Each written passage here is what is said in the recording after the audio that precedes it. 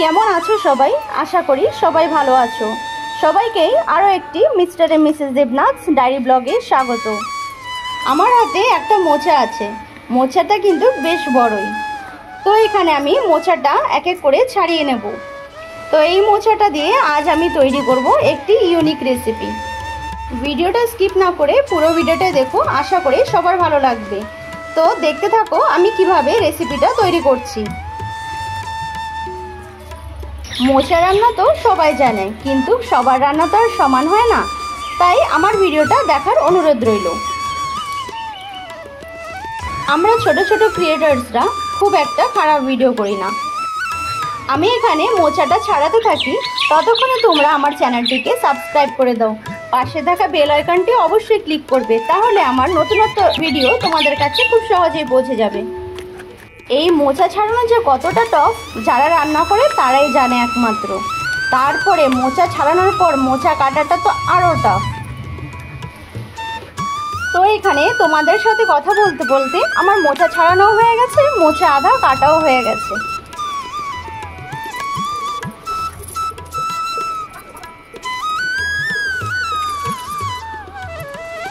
যেভাবে আমার হাতটা স্পিড করে চলছে, আমি কিন্তু ঠিক এভাবেই মোচাগুলো কেটেছিলাম। মোচা যেমনি কাটতে কষ্ট, কিন্তু খেতে দারুণ হয়। তো এই দেখো কাটা হয়ে গেছে। তারপরে আমার হাতের অবস্থা এই ভয়ে অনেকে মোচা রান্নাও করতে চায় না, কাটতেও চায় না। তারপরে কাটার পরে এবার আমি সব ভালো করে মোচাগুলো ধুয়ে নেব। মোচাগুলো ভালো করে না ধুলে মোচাগুলো কষ লাগবে। তো আমার এখানে মোচা ধোয়া কমপ্লিট হয়ে গেছে। তারপরে একটা পাত্রে আমি জল নিয়ে নেব। এবার ধুয়ে রাখা মোচাগুলো আমি দিয়ে দেব।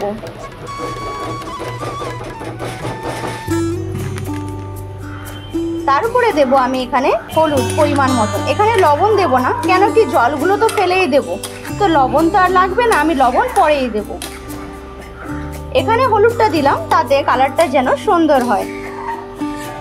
মোচাটা সিদ্ধ হতে থাকুক, ততক্ষণ আমি এখানে আলু ছাড়িয়ে নিই। এখানে আমি দুটো মিডিয়াম সাইজের আলু নিয়ে নিলাম। আলুগুলো ছাড়িয়ে আমি এভাবে সব কেটে নেব। বেশি বড় বড় সাইজের আলু করব না, ছোট ছোট সাইজের আলু কাটবো। দেখো আমার আলু কাটা কমপ্লিট হয়ে গেছে। এবার আমি এখানে নারকেল নিয়ে নিচ্ছি।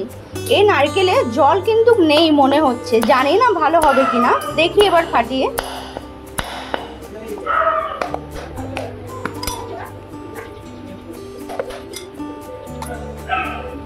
না, নারকেলটা বেশ ভালোই আছে, কিন্তু জল আর হলো না। এবার নারকেলগুলো আমি কেটে নেব।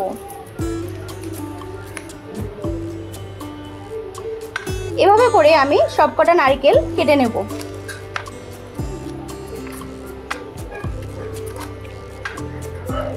নারকেল কাটার পর এবার যেই পিসগুলো আছে সেগুলোর উপরের খোসাগুলো আমি ফেলে দেব।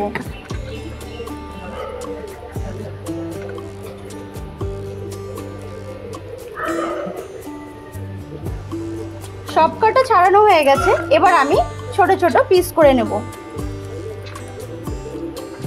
দেখো রেডি হয়ে গেছে। এবার কড়াইটা গরম হয়ে গেছে। কড়াইয়ের মধ্যে আমি এখানে সরষের তেল দিয়ে দিচ্ছি।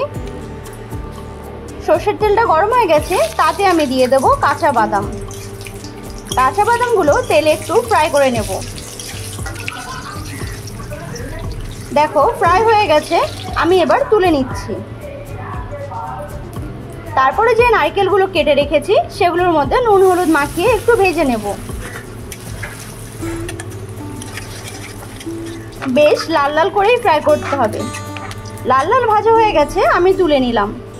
তারপরে যে তেলটুকু রইল সে তেলের মধ্যে আমি দুটো শুকনো লঙ্কা দিলাম, একটা তেজপাতা, আর এখানে ফোড়নে আমি জিরা দেব। মশলাগুলো ফ্রাই হয়ে গেছে, এর মধ্যে আমি দিয়ে দেব ধুয়ে রাখা আলুগুলো। আলুগুলো দিয়ে ভালো করে নেড়ে চেড়ে নিতে হবে। তাতে দিয়ে দেব পরিমাণ মতন নুন আর হলুদ। এগুলো দিয়ে ভেজে নেব। আলুটা যখন লাল লাল হয়ে আসবে, এর মধ্যে এক এক করে মশলা দেব। মশলার মধ্যে আমি একটা ছোট সাইজের টমেটো নিলাম, একটু আদা বাটা, সামান্য একটু লঙ্কার গুঁড়ো, আর 2 চামচ জিরের গুঁড়ো নিলাম, আর 1 চামচ আমি ধনে গুঁড়ি নিলাম। তারপরে এর মধ্যে দিয়ে দেব এবার অল্প একটুখানি জল দিয়ে এবার মশলাটা ভালো করে মিক্স করতে হবে। মশলাটা কষানোর পর এবার সামান্য একটু চিনি দিয়ে দেব। চিনি দেওয়ার পর এর মধ্যে সিদ্ধ করে রাখা মোচাগুলো দিয়ে দেব। এবার আমি তোমাদেরকে একটা কথা বলি, যে মোচাগুলো সিদ্ধ হয়েছে তারপরে কিন্তু আমি মোচাগুলো আবার ধুয়েছি, তারপরেই দিলাম। এবার আমি দিয়ে দেবো এক এক করে ভেজে রাখা নারকেল কুচি, আর এখানে যে বাদামগুলো ভেজে রেখেছিলাম সেগুলো একটু আমি গুঁড়ো করে নিয়েছি, ভেঙে নিয়েছি, সেগুলোই আমি দিয়ে ভালো করে নেড়ে নেব। এভাবে ভালো করে মিক্স করার পর আরেকটু আমি এখানে জল দিয়ে দেব। জল দিয়ে এবার নেড়ে ছেড়ে আমি এখানে 5 মিনিটের জন্য ঢেকে দেব। 5 মিনিট পর আমি এখানে চলে আসলাম। দেখো আমার তরকারি কিন্তু প্রায় রান্না হয়ে গেছে। এবার আমি এখানে দিয়ে দেব গরম মশলা। গরম মশলা দেওয়ার পর এবার ভালো করে গরম মশলাটাকে মিক্স করে নিতে হবে। তারপরে আমার তরকারি রেডি। এবার আমি নামিয়ে নিলাম। কিন্তু হ্যাঁ, এইটা যে রান্না কমপ্লিট হয়েছে তা না, এরপরও একটা জিনিস দিতে হবে, সেটা হচ্ছে ঘি। এবার আমি এখানে 1 চামচ ঘি দিয়ে দিলাম।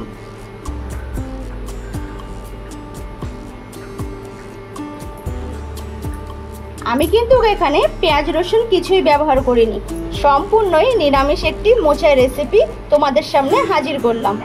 এবার তোমরাই এই রেসিপিটা কেমন হয়েছে বাড়িতে কিন্তু ট্রাই করে খাবে, আর আমাকে অবশ্যই কমেন্ট করে জানাবে। আশা করি তোমাদের কাছে এই রেসিপিটা খুবই ভালো লাগবে। ভিডিওটা ভালো লাগলে সবাই লাইক, শেয়ার এবং সাবস্ক্রাইব করবে। হ্যাঁ, অবশ্যই কমেন্ট করতে কিন্তু কেউ ভুলো না। দেখা হচ্ছে নেক্সট ভিডিওতে।